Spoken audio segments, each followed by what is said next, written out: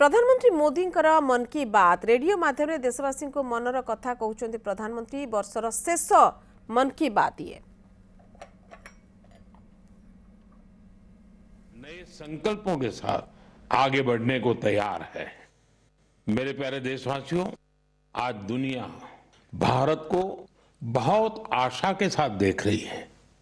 भारत से उम्मीद की सबसे बड़ी वजह है हमारी युवा शक्ति, विज्ञान के क्षेत्र में हमारी उपलब्धियां, नए नए इनोवेशन, टेक्नोलॉजी का विस्तार।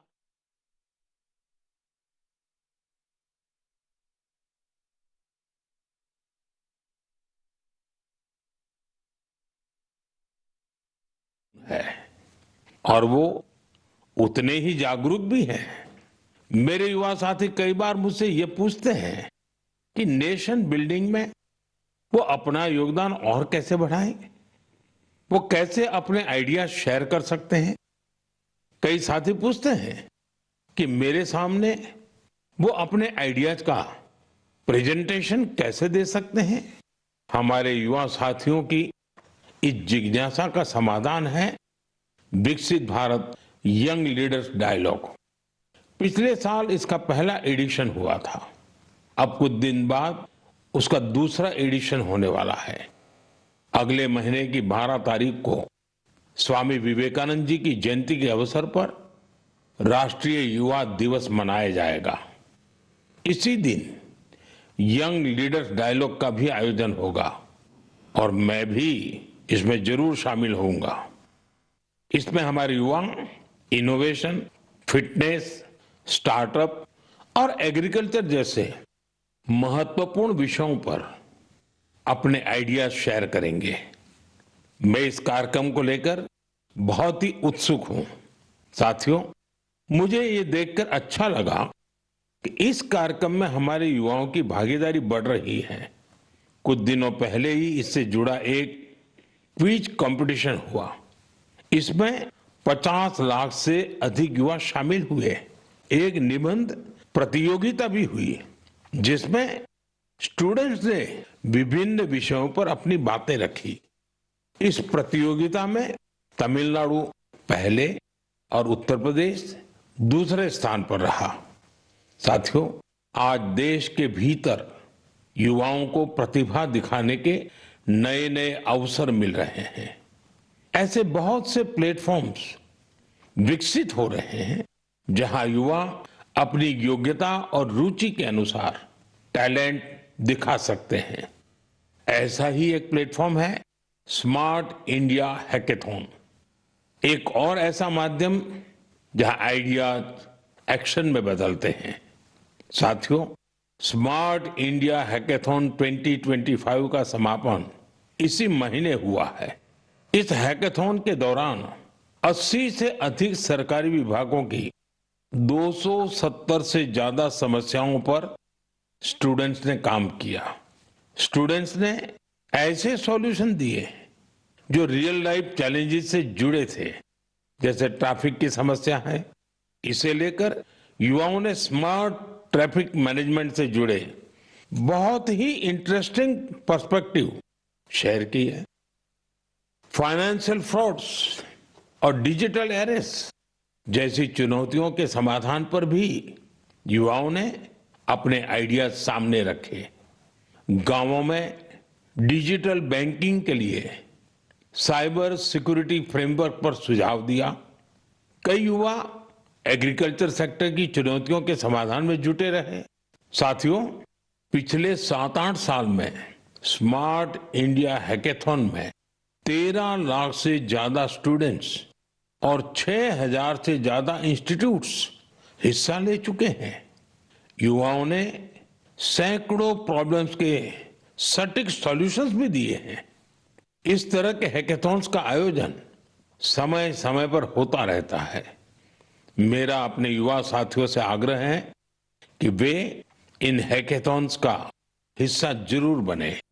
साथियों, आज का जीवन टेक ड्रिवन होता जा रहा है और जो परिवर्तन सदियों में आते थे, वो बदलाव हम कुछ वर्षों में होते देख रहे हैं।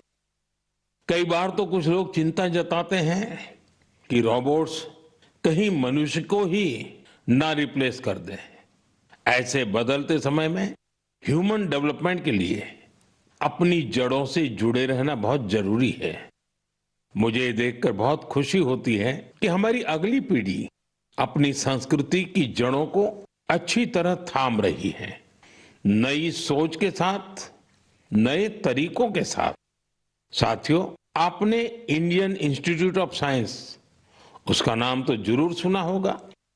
रिसर्च और इनोवेशन इस संस्थान की पहचान है।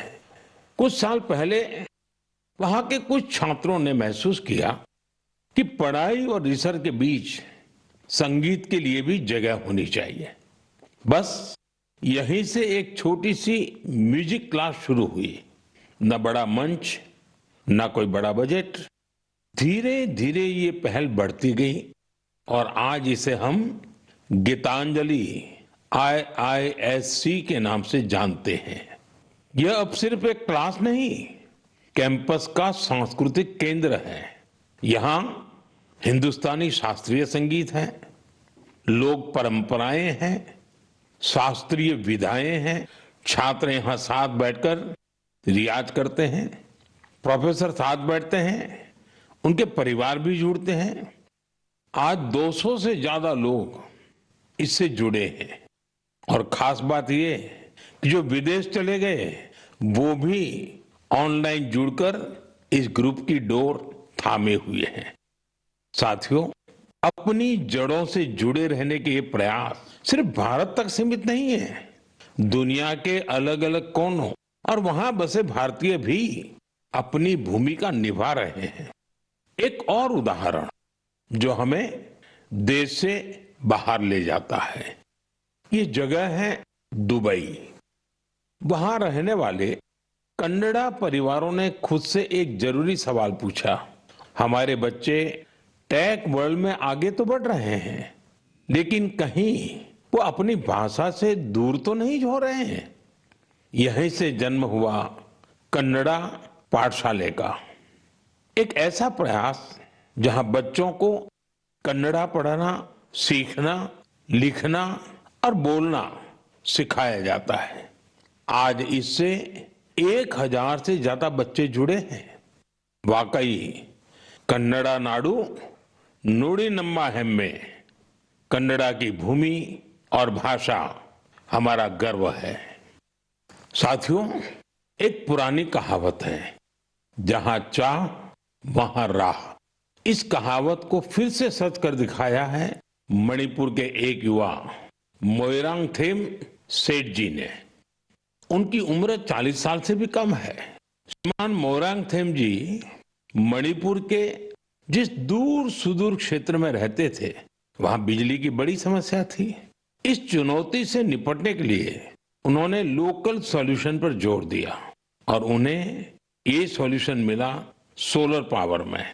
हमारे मणिपुर में वैसे भी सोलर एनर्जी पैदा करना आसान है, तो मोइरांगथेम जी ने सोलर पैनल लगाने का अभियान चलाया और इस अभियान की वजह से आज उनके क्षेत्र के सैकड़ों घरों में सोलर पावर पहुंच गई है।